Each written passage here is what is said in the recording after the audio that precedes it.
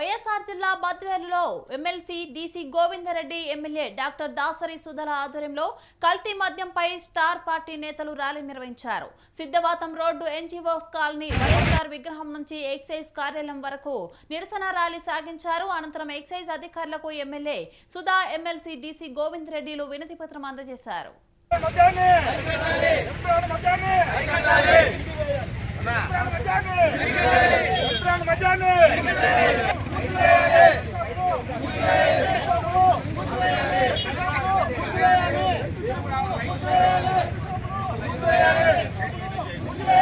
నకిలీ మద్యాన్ని నకిలీ మద్యాన్ని నకిలీ మద్యాన్ని